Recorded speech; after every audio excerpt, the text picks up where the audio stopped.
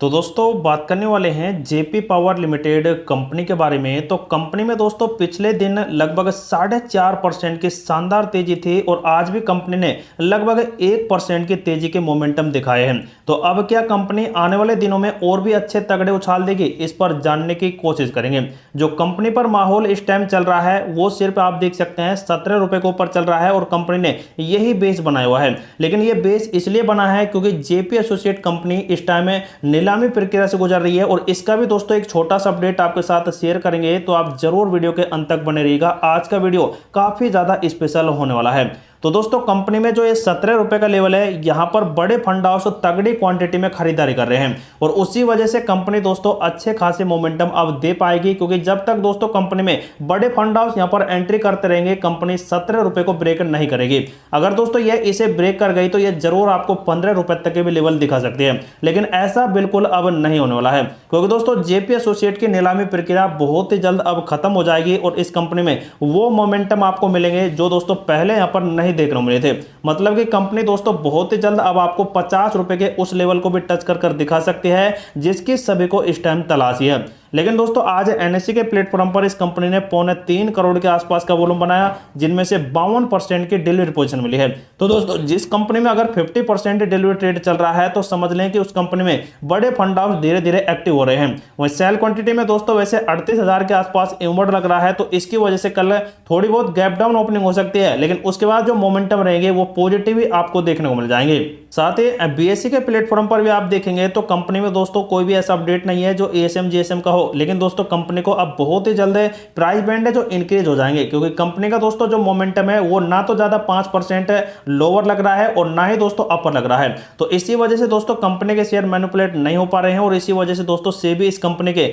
Momentum को 10-10% या फिर 20-20% में कभी भी चेंज कर सकती है। अब बात आती है दोस्तों कुछ ऐसे ब्रेकिंग अपडेट जिनकी वजह से दोस्तों पूरे इंडिया को बहुत ही अच्छा सपोर्ट मिलने वाला है रिन्यूएबल एनर्जी में, और उसकी वजह से कई सारे टेंडर पास किए जाएंगे और इन टेंडरों को दोस्तों देखते हुए इस जेपी पावर को भी कई बड़े प्रोजेक्ट मिल सकते हैं, क्योंकि कंपनी पहले से रिन्यूएबल एनर्जी सेक्टर की तरफ तेजी से बढ़ रही है। भारत जर्मनी ने अक्षय ऊर्जा गतिशीलता क्षेत्रों में संबंधों को विस्तारित करने का निर्णय लिया है। मतलब कि दोस्तों ये कुछ ऐसी पार्टनरशिप्स यहां पर हुई हैं भारत और जर्मनी के बीच, जो रिन्यूएबल एनर्जी सेक्टर को संबोधित करते हुए या फिर इनको बढ़ावा देते हुए एक बड़ा अपडेट निकल कर आएगा। जैसा कि देख सकते हैं जर्मनी से ये एक फोटो है जहां पर दोस्तों ये कोलैबोरेशन हुआ और इसमें देख सकते हैं जर्मन चांसलर ओलाफ स्कोज की भारत की यात्रा से पहले नई दिल्ली और बर्लिन ने नवीनीकरण ऊर्जा, शहरी विकास, कृषि पारिस्थितिकी गतिविधियों के क्षेत्र में सहयोग करने के लिए बढ़ाने के लिए एक निर्णय लिया है। जर्मन अधिकारियों ने बताया कि भारत के आर्थिक मामलों के विकास विभाग और जर्मन के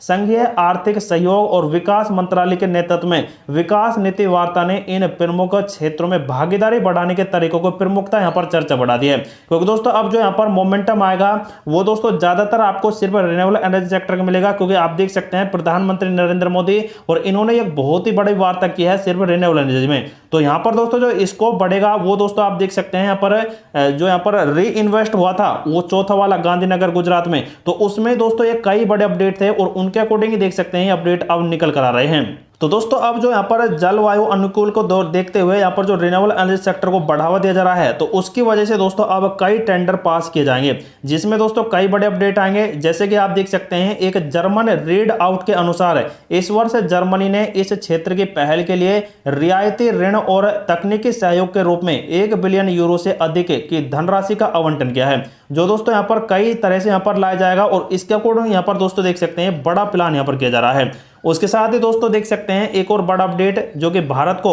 नवीनीकरण ऊर्जा के लिए जल विद्युत वित्त पोषण की आवश्यकता है, और यह अध्ययन देख सकते हैं बहुत ही बड़ा या फिर एक रिपोर्ट बहुत ही बड़ी निकल कर आ रही है। यह रिपोर्ट है जो आज के दिन में आई है और भारत को पवन और सौर ऊर्जा की क्षमता में 600 गीगावाट से अधिक बढ़ाने के लिए यहां पर वृद्धि करने की आवश्यकता है, और उसके दौरान यहां पर अपडेट आएगा। लेकिन क्लाइमेट एनालिसिस्ट और न्यू क्लाइमेट इंस्टीट्यूट की यह रिपोर्ट आ रही है जिसमें उभरते और विकासशील देश नवीनीकरण ऊर्जा रोल आउट के साथ ही देख सकते हैं लाभ सुनिश्चित करने के लिए पूंजी जुटाने के लिए एक बहुत ही बड़ा सहयोग यहां पर होने वाला है। अंतरराष्ट्रीय से यहां पर देख सकते हैं अपडेट आ सकते हैं। लेकिन दोस्तों जो देश में पवन और सौर ऊर्जा है ये काफी ज्यादा बढ़ावा मिल रहा है और कोयले की निर्भरता पर कम यहाँ पर अपडेट आ रहा है। लेकिन 5 गुना बढ़ाने के लिए 600 गीगावाट से भी ज्यादा अंतरराष्ट्रीय जल विद्युत की आवश्यकता बढ़ेगी। और जो आंकड़े हैं फिलहाल के इंडिया के वो आप देख सकते हैं 31 अगस्त 2024 तक 47,192 मेगावाट तो है पवन ऊर्जा से, लेकिन सौर ऊर्जा से 90,000 मेगावाट के आसपास का आंकड़ा टच होने वाला है।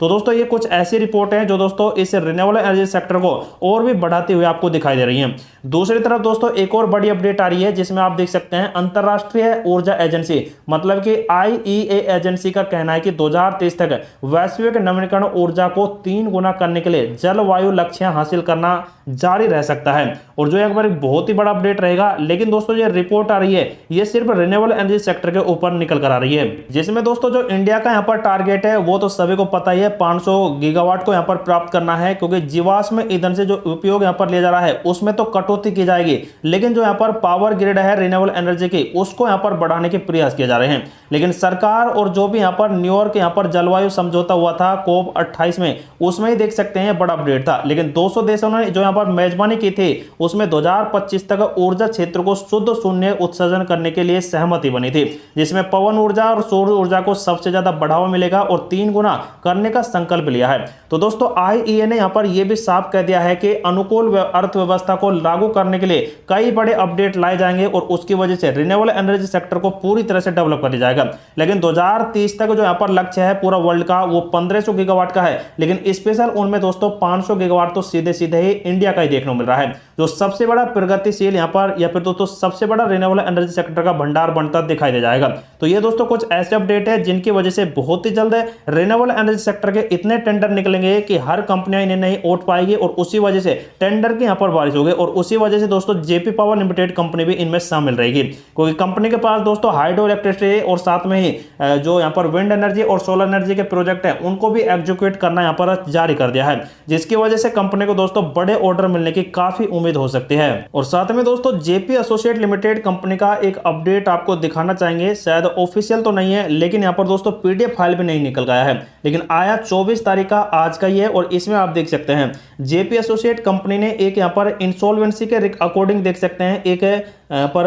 पोस्ट फैक्टो इनेशन यहाँ पर बुलाया है और ये दोस्तों एक मीटिंग होने वाली है जो कि सीओसी कमेटी ऑफ क्रेडिट की होगी और इसमें दोस्तों इंसॉल्वेंसी की प्रक्रिया को अब बहुत ही जल्द प्रोसेस कर दिया जाएगा। मतलब कि दोस्तों नीलामी प्रक्रिया बहुत ही जल्द शुरू कर दी जाएगी और इसके माध्यम से दोस्तों ये नीलाम हो जाएगी। जैसे नीलाम होगी तो दोस्तों कई बड़े अपडेट आएंगे, जैसे कि कंपनी अडानी के हाथ में गई है या फिर और किसी फर्म के हाथ में गई है तो वो अपडेट दोस्तों इस कंपनी को बहुत ही जल्द मिल सकते हैं। लेकिन इसका इंपैक्ट दोस्तों जेपी पावर लिमिटेड कंपनी पर बहुत ही अच्छा पड़ेगा, क्योंकि जब वो नीलाम हो जाएगी तो उसके अकॉर्डिंग दोस्तों कंपनी में मोमेंटम पॉजिटिव हो जाएंगे, क्योंकि उसके अनुसार ही कंपनी लगातार साइडवेज चलती दिखाई दे रही है। तो वो नीलाम हो जाएगी तो दोस्तों पूरी परेशानी खत्म हो जाएगी, क्योंकि उस कंपनी में इस जेपी पावर में जेपी एसोसिएट की प्रमोटर होल्डिंग है 24% है, तो वो दोस्तों बिल्कुल यहां पर हट जाएगी तो कंपनी बिल्कुल बेफिक्र हो जाएगी और कंपनी में जो तेजी का दौर चलेगा वो दोस्तों काफी अच्छा देखने को मिलेगा। तो अब कंपनी का दोस्तों जो नेक्स्ट मोमेंटम रहेगा वो डब्लो पैटर्न का रहेगा। अगर ये डब्लो पैटर्न को कंप्लीट करते हैं तो ये दोस्तों 19 के आसपास जरूर जाएगी, कुछ इस प्रकार से जाएगी जो दोस्तों काफी बड़े मोमेंटम निकाल कर दे सकती है। अगर यहां पर प्रॉफिट बुक नहीं हुआ और ब्रेकआउट हो गया तो कंपनी लगभग 20 रुपए के टारगेट आसानी से दे सकती है। तो जिन्होंने दोस्तों 17 रुपए पर होल्ड किया है, कई बार ये टच किया है, तो वही दोस्तों इस कंपनी में बड़े प्रॉफिट लेंगे, क्योंकि आने वाले टाइम में कंपनी बहुत ही जल्द बड़ा मोमेंटम देने के लिए तैयार है। तो दोस्तों जो भी कंपनी में सेल बाय करता है तो उनके लिए ये वीडियो इंफॉर्मेटिव पर्पज से प्रोवाइड कराया गया है। तो दोस्तों आप खुद का रिसर्च करें, खुद का एनालिसिस करें, उसके बाद इस कंपनी में आप अपना डिसीजन ले सकते हैं।